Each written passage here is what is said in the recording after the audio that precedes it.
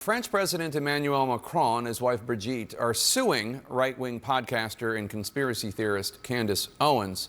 The defamation lawsuit filed today in Delaware claims that Owens has engaged in a, quote, relentless and unjustified smear campaign against the couple. The complaint goes on to allege that Owens spread outrageous conspiracy theories that France's first lady could be a man, that the Macrons are related in committing incest, and that the Macrons, the couple, is being controlled by the CIA. Obviously, those are deranged claims. In response to the filing, Owens posted a screenshot of a news story about the lawsuit on her Instagram page and wrote, "I will be coming for this wig today. Stay tuned." Owens has, of course, a history of all sorts of deranged conspiracy theories and vile anti-Semitic rhetoric.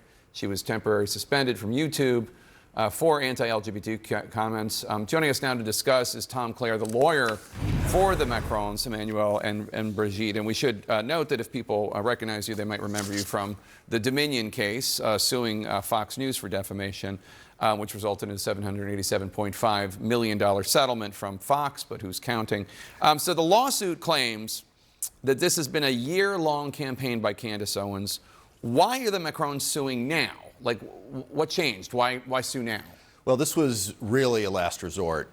We have attempted to engage with her for the last year, putting evidence in front of her, request after request after request, that she just simply do the right thing. This is not a legal thing. Do the right thing, tell the truth, stop spreading these lies. And each time we've done that, she mocked the Macrons. She mocked our efforts to set the record straight. She refused to retract what she had said. She started a merch campaign. She's selling T-shirts mocking and celebrating her defamation of them. And enough is enough. It was time to hold her accountable for this campaign. So your lawsuit alleges, quote, every time the Macrons leave their home, they do so knowing that countless people have heard and many believe these vile fabrications. It is invasive, dehumanizing, and deeply unjust. Some people out there might think, really, the first couple of France can't leave their home in France without worrying that people believe the deranged nonsense from this American podcaster? Yeah, what people don't really understand, and a lot of people can go on TV and talk about the president, talk about the first lady, pundits can get on and talk about them, but what people forget is these are human beings. These are a married couple. They have a social life, they have a private life together, they have the same feelings and the same hurt from these sorts of defamatory statements as anybody would.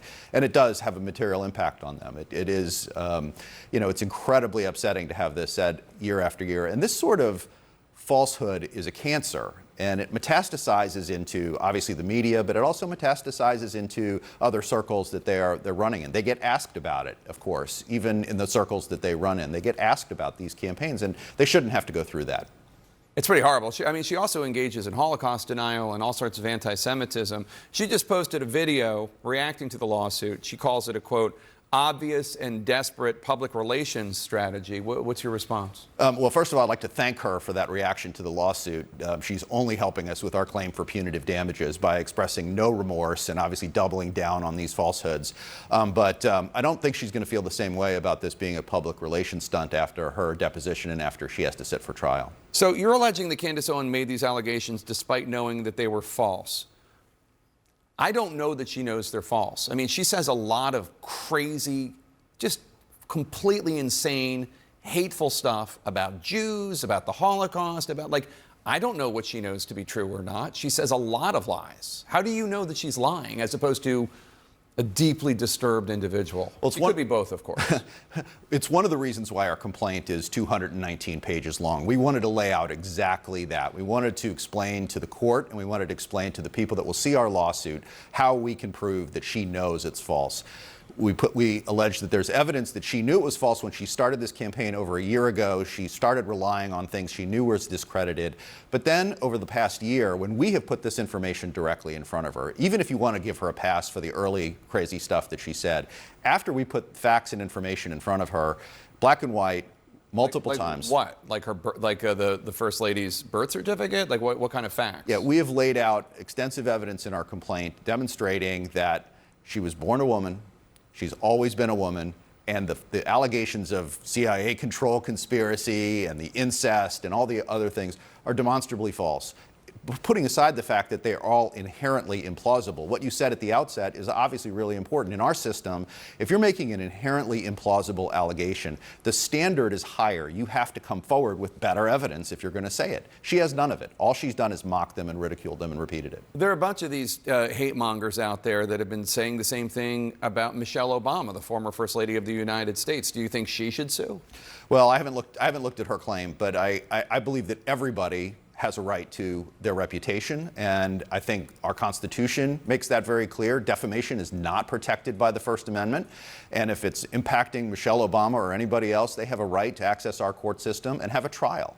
In our system, that's the way we determine truth or falsity. We do it in court, we do it with rules, we do it with legal standards, and it's a place where evidence matters, and that's why we've taken Candace to court where we can actually have a trial on the truth. You're asking for punitive damages. How much money do you want, and do you want her to apologize? Well, we'd love an apology, of course. A court can't order her to apologize, and based on her conduct, especially today, we don't expect her to do anything other than double down.